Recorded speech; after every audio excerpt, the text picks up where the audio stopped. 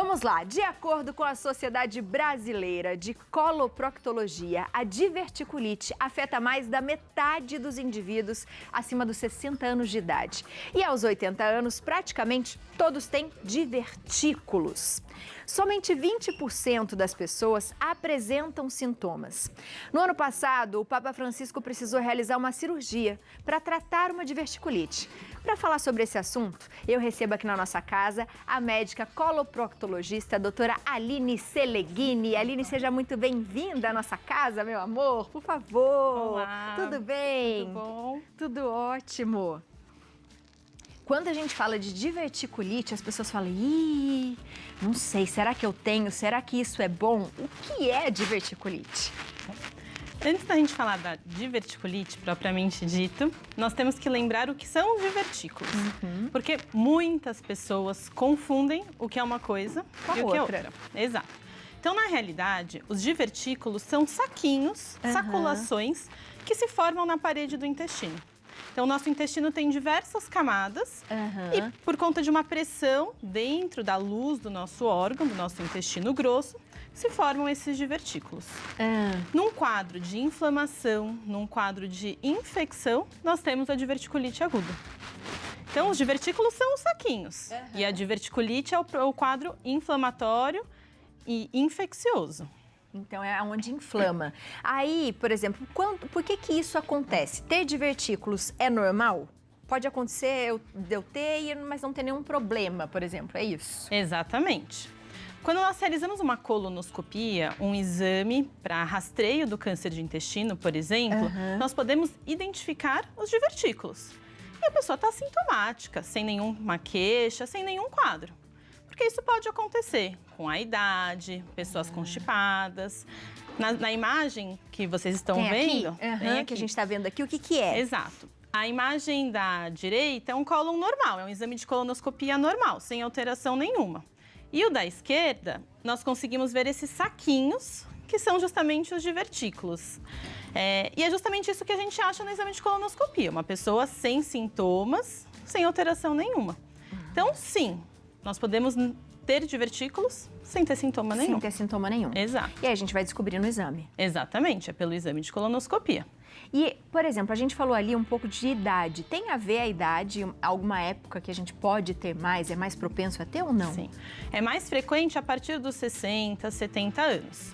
Mas, atualmente, nós temos observado indivíduos, pessoas mais jovens, apresentando divertículos. Até pelos hábitos de vida que nós temos, algum consumo de alimentos e a questão da constipação também. Ah, isso que eu ia te perguntar, o que causa o divertículo? Existem muitas teorias, mas uma das principais diz respeito à constipação, ao esforço que nós realizamos na hora de evacuar. E aí esse esforço faz com que aumente a pressão dentro do intestino e aí formem esses saquinhos.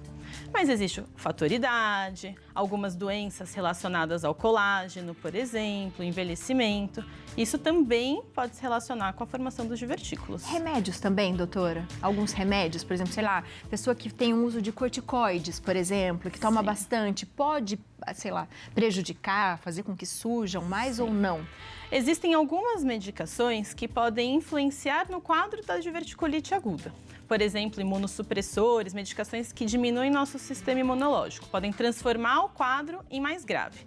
Mas o surgimento dos divertículos, propriamente dito, não. Interessante. E aí a gente está falando de divertículos. Então, assim, descobrimos que temos, já sabemos como é que eles surgem, onde surgem e por quê. E o que torna ele o IT? Exato, isso é importante.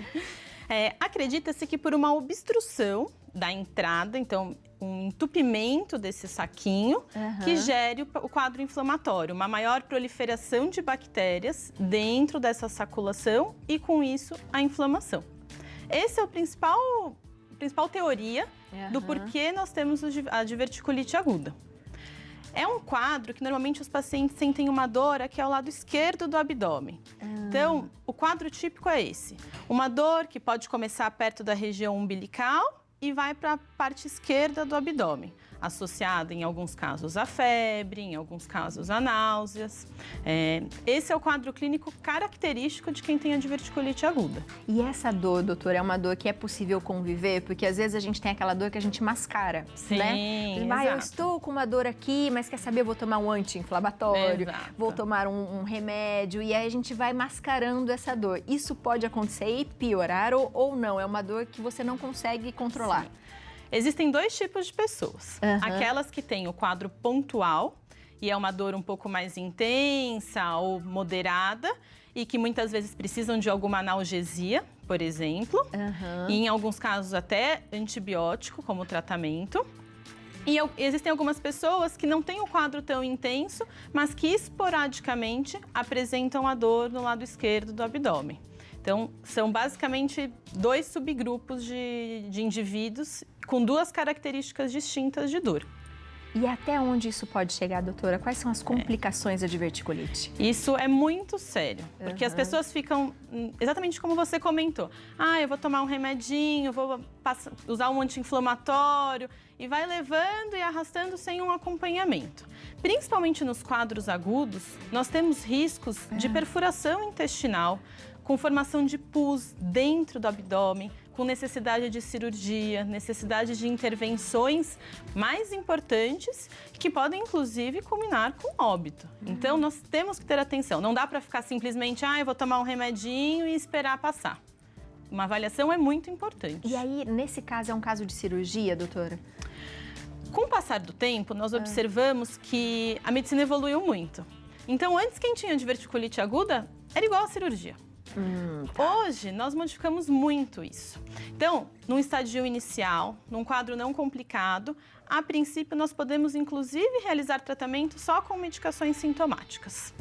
Num quadro intermediário, o uso de antibióticos pode ser necessário e alguns procedimentos guiados por exame, como, por exemplo, a tomografia. Então, num caso intermediário, a gente pode realizar uma punção, tirar esse pus pela tomografia, com um dreno, e o paciente fica internado por um período. Que incrível isso! Exatamente, foi um avanço muito importante quando nós falamos do tratamento da diverticulite aguda.